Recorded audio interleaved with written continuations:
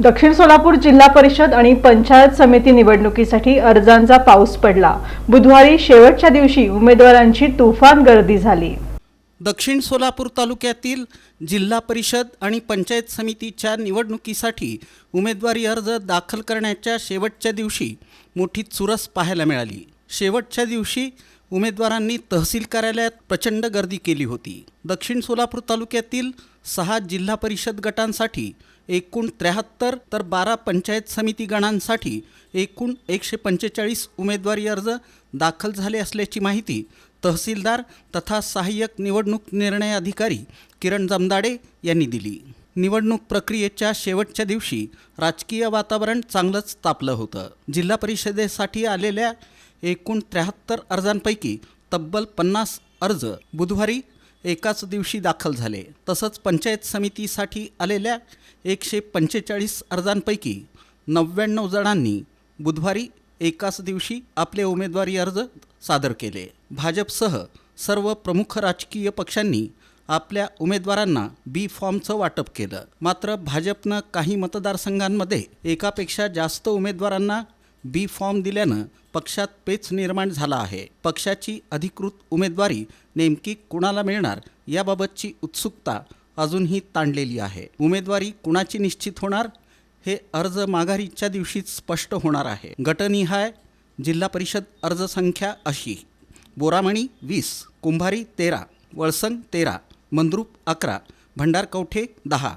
हत्तूर 6, एकूण 73। गणनिहाय पंचायत समिती अर्ज संख्या अशी: हत्तूर 18, होडगी 18, कुंभारी 15, कासेगाव 14, वळसंग 13, औरात 13, मंद्रुप 12, कंदलगाव 12, बोरामणी 10, निंबर्गी 9, धोत्री 6 आणि भंडारकवठे 5।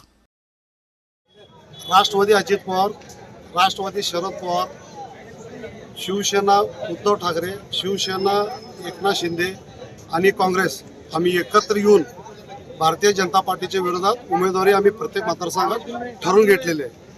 उदाहरणार्थ म्हटलं तर आता आम्ही आलो तो वळसंग जिल्हा परिषद मतदारसंघासाठी हा काँग्रेसला सुटल्या असल्यामुळं ॲडव्होकेट संजय गायकवाड हा पंचायत समितीसाठी भरलेले आहेत वळसंगला, आणि वडगी पंचायत समिती आणि वळसंग जिल्हा परिषदेसाठी काँग्रेसकडनं उमेदवारी भरलेली आहेत। माझ्या भावाची मुलगी श्रेया पाटील यांची फॉर्म करण्यासाठी आता आम्ही येऊन फॉर्म भरून आम्ही जात आहे।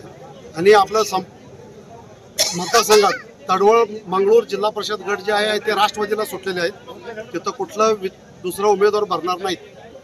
जोर जिल्हा परिषद काँग्रेसला सुटलेले आहेत, तिथं दुसरं कुठल्या पक्षाचा उमेदवार भरणार नाही। असं आम्ही प्रत्येक ठिकाणी एकत्र येऊन गृहमंत्री सीताराम म्हेत्रे, शिवानंद पाटील राष्ट्रवादी अध्यक्ष आणि मल्लू पाटील काँग्रेसची अक्रोड तालुक्याचे अध्यक्ष एकत्र येऊन आम्ही लढत आहे।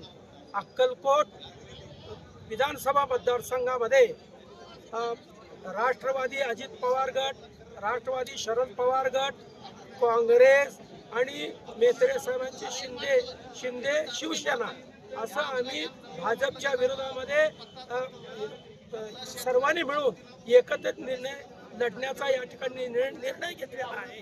त्यामुळं वळसंग गटामधून काँग्रेस पक्षातर्फे सौभाग्यवती माझ्या भगिनी पाटीलताई यांनी जिल्हा परिषदेची उमेदवारी दाखल केलेली आहे।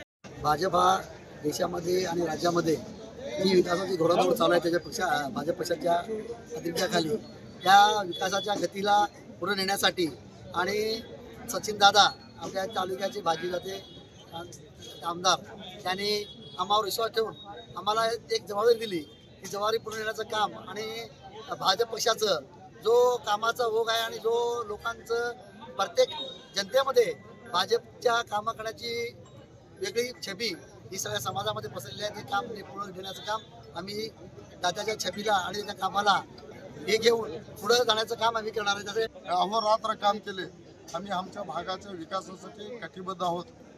त्याचप्रमाणे त्यांचे चिरंजीव भारतीय जनता पार्टीमध्ये येऊन त्यांनी जे विकासावर विश्वास ठेवून आपल्या भागाचं आपल्या 17-18 गावाचं विकास झालं पाहिजे हे भूमिका त्यांच्या मनात होती।